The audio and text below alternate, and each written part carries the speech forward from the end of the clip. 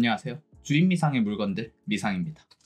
오늘은 오랜만에 협찬을 받았습니다. 제가 요즘 바빠서 협찬 메일이 오면 웬만하면 거절을 하는데 이번 제품은 여러분들께 소개하면 재밌겠다 싶어서, 그리고 또 제 개인적인 호기심도 들었기 때문에 이 협찬 문의에 응낙했습니다. 그래서 제가 오늘 가져온 제품은 PD 충전기입니다.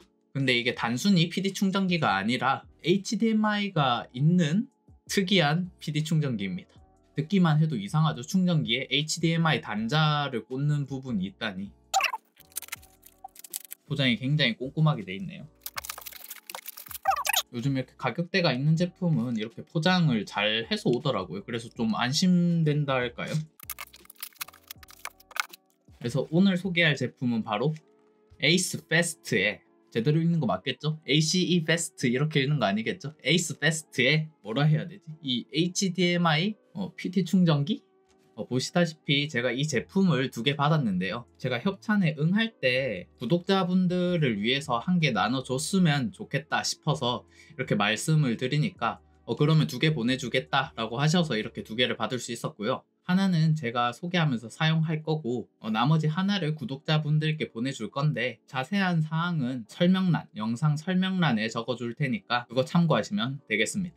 구성품은 여기 보이는 충전기 본체와 그리고 C2C PD를 지원하는 이 케이블이 함께 들어있습니다. 박스를 조금 더 살펴보면 이렇게 열면은 미리 볼 수 있고, 최대 65W까지 지원이 되고 PD 충전 지원하고 멀티 프로토콜이 항상 잘 작동된다, 이거는 안정성 관련한 거겠죠. 안에 칩이 있어서 안전하고 빠르게 충전이 된다, 이런 설명이 적혀 있고, 옆면에는 제품 재원표 적혀 있고, 뒷면에 보시면은 스위치를 연결하거나 아니면은 맥북이나 삼성 스마트폰도 연결해서 HDMI로 쏠 수 있나 봐요. 그리고 까만색도 한번 보여드리면 요렇게 까만색은 요렇게 되어 있습니다. 까만색은 요렇게 되어 있고, 저는 흰색을 한번 열어볼게요. 보통 충전기는 까만색을 많이 쓰시니까 저는 흰색을 한번 열어보겠습니다. 여기 밀봉실도 잘 돼 있고, 박스는 조금 찌그러져서 왔어요. 저 비닐 포장했는데도 불구하고 좀 찌그러져서 왔고, 이렇게 들어가 있네요. 이 케이블이 꽤나 튼튼하고 고급스러운데요. 제가 생각하지도 못한 재질이라서 놀랬고, 충전기 크기 자체는 좀 그렇게 막 작다고도 할 수 없고 크다고도 할 수 없는 크기. 마감 자체는 꽤나 깔끔한 것 같아요. 여기 65W, 2개 합해서 65W 지원을 하는 포트가 있고, 위에서부터는 C타입, 그리고 밑에는 충전기도 꽂을 수 있고, 아니면은 로지텍 제품들 같은 경우에 꽂을 수 있는 동글 이런 걸 꽂을 수도 있고, 밑에는 최대 4K 60Hz까지 지원하는 이 HDMI 포트가 들어가 있습니다. 여기 아래에는 이런 게 적혀 있고 꽤나 깔끔하네요. 제가 원래 쓰던 충전기도 한번 보여드릴게요. 제가 원래 쓰던 충전기는 이렇게 좀 길쭉하거든요. 그리고 저는 워낙 전자기기가 많다 보니까 이렇게 포트가 많은 걸로 구성을 했는데, 여기는 특이하게 HDMI가 있어서 이거는 보통의 지라갈륨 충전기들이랑 다른데? 라는 생각에서 협찬을 받게 되었습니다. 계속 말하다시피 여기 HDMI가 있기 때문에 이 제품은 닌텐도 스위치나 아니면은 맥북, 그리고 삼성 휴대폰의 덱스 모드를 바로 직결해서 할 수 있다라는 장점이 있습니다. 그리고 이렇게 우리나라 충전기 앞부분처럼 동그랗게 돼 있죠. 일본이나 미국처럼 110V 모양이 아니라 이거는 근데 유럽 규격이에요. 그래서 이 부분은 조금 단점이 될 수도 있습니다. 왜냐하면 이게 콘센트가 꽂히는 부분이 조금 헐렁하게 들어가거든요. 그래서 이러한 제품들의 경우는 앞에 돼지코를 하나 사서 붙이거나 아니면 그 여행용 큰 거 있죠, 그거를 꽂아서 단단하게 고정시켜 줄 필요가 있습니다. 안 그러면은 여기서 스파크가 튀고 막 그러더라고요. 그리고 이 C2C 케이블의 경우는 길이가 1.8m, 그리고 최대 100W까지 지원하는 케이블이고, 영상의 경우는 4K 60Hz, 그리고 전송 속도의 경우는 10GB를 지원합니다. 그래서 이 케이블만 해도 꽤나 괜찮은 것 같기는 합니다. 이 제품의 경우는 현재 쿠팡에서 약 54,000원 정도에 현재 구매할 수 있고, 쿠팡 외에도 알리익스프레스에도 이게 입점되어 있는 것 같더라고요. 그래서 알리가 익숙하신 분이라면 알리로 구매하셔도 될 듯 합니다. 그러면 이제 이거를 본격적으로 연결해 보도록 하겠습니다. 과연 어떨지 한번 테스트 해볼게요. 그러면 한번 연결해 보겠습니다. 닌텐도 스위치부터 해볼게요. 모니터 뒤에 꽂은 HDMI를 꽂아주겠습니다. 자, 그럼 스위치를 한번 꽂아보겠습니다. 충전된다 라고 뜨죠? 한번 켜볼게요. 이런 식으로 바로 뜹니다. 한번 플레이도 되는지 한번 볼게요. 오! 플레이 아주 잘 됩니다. 제가 이것 말고 또 궁금했던 점은 이더넷 포트, 그러니까 랜선을 꽂을 수 있는 3.0 이것도 닌텐도에 호환이 될지가 궁금했거든요. 왜냐하면 닌텐도 OLED 버전의 경우는 독 자체에서 랜선을 지원을 하는데 그 이전 모델의 경우는 이런 액세서리의 힘을 빌렸어야 됐거든요. 과연 얘도 되는지 한번 살펴보겠습니다. 이렇게 랜선을 꽂는다 하더라도 랜선은 인식이 안 됩니다. 얘는 제가 쓰는 마우스용 로지텍 동글입니다. 마우스랑 키보드 둘 다 연결되어 있는 동글인데 된다. 이렇게 동글을 꽂았거든요.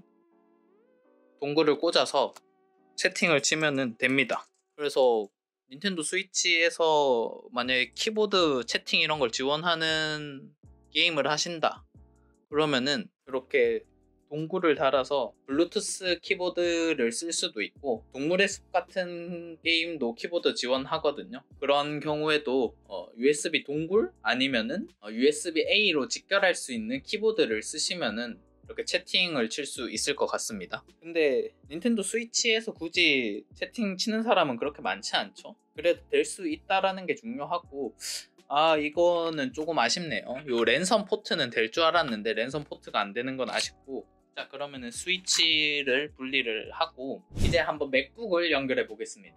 얘가 지원하기로 4K 60Hz까지 지원하기 때문에 제가 쓰는 모니터인 4K 60Hz 최대까지 지원하죠. 한번 꽂아 보겠습니다. 자, 맥북을 이렇게 연결했고, 자, 화면을 쏴주세요 하면은 이런 식으로 맥북도 잘 연결되는 것을 확인할 수 있습니다. 지금 얘도 램 포트를 이렇게 연결해 놨는데 이 램 포트 자체가 지원을 안 하는 건지 아니면 충전기가 지원을 안 하는 건지는 모르겠는데, 얘도 잘 보시면은 와이파이를 잡고 있는 것을 알 수 있습니다. 얘는 그래서 램 포트는 안 되는 것 같고, 동굴을 연결하면은 마우스랑 키보드를 연결해서 쓸 수 있는 거를 확인할 수 있습니다.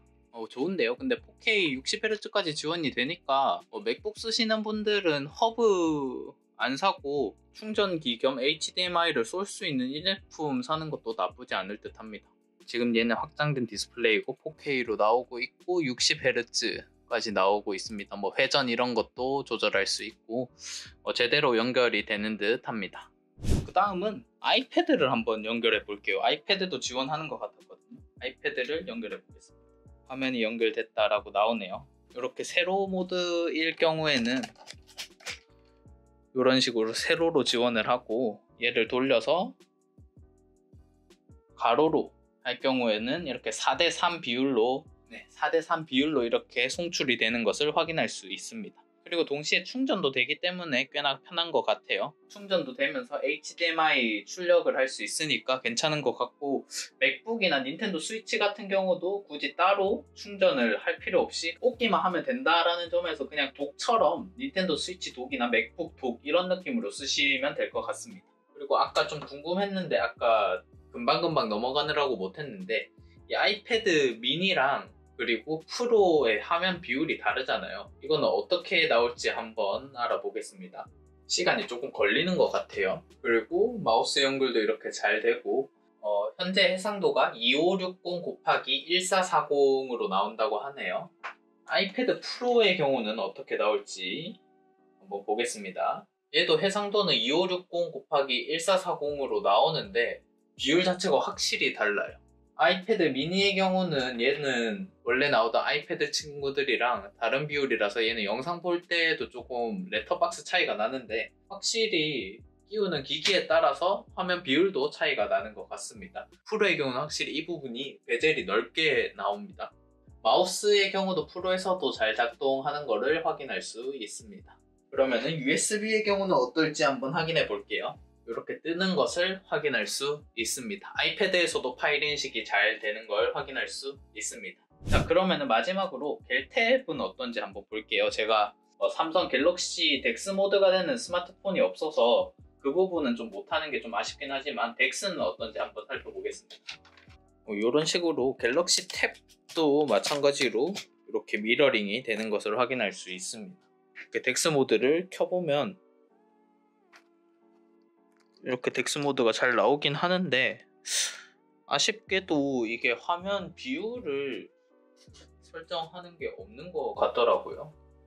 제가 아무리 생각해도 조금 이상해서 뭔가 제가 빠뜨린 게 있지 않을까 해서 조금 이것저것 만져보다가 덱스를 활용할 때 외부 모니터를 연결했을 때 이 태블릿의 비율만 맞추는 미러링을 하는 게 아니라 스마트폰의 덱스 모드처럼 외부 디스플레이를 마치 컴퓨터처럼 만들어주는 설정을 켜는 방법을 조금 만져보다 찾았는데요. 이거를 켜는 방법은 설정에 찾아서 덱스 모드를 들어가거나 아니면 이렇게 내려서 이 덱스 아이콘을 찾아서 눌러서 덱스 설정으로 일단 가줄 필요가 있습니다.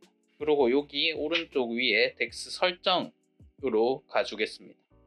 그러면 이렇게 세 개가 뜨는 것을 확인할 수 있는데 이 HDMI가 연결되면 자동으로 시작, 이거를 켜주셔야 얘는 화면은 그대로 있고 미러링이 되지 않으면서 외부 모니터는 꽉 찬 화면으로 덱스 모드, 마치 컴퓨터를 연결한 것처럼 만들 수가 있습니다. 이거를 일단 켜주고 이렇게 연결해서 뜨는 것을 확인할 수가 있고, 꼽고 조금 기다려야 좀 미러링이 되는 것 같더라고요. 이거는 아이패드를 연결할 때나 겔탭을 연결할 때나 다 비슷한 시간이 걸리는 것 같습니다. 이런 식으로 사용 중이 뜨면서 디스플레이에 꽉 차게 이렇게 연결되는 것을 확인할 수 있습니다.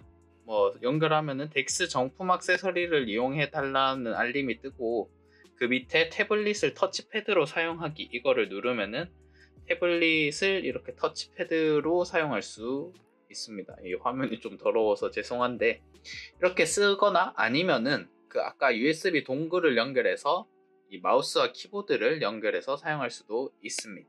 그래서 이 터치패드를 이런 식으로 쓸 수 있고, 이거는 노트북이랑 비슷하게 두 손 터치하면 우클릭, 두 번 터치해서 움직이면은 이런 식으로 끌기. 그리고 디스플레이랑 관련해서 해상도가 어떤지 한번 설정으로 한번 볼게요.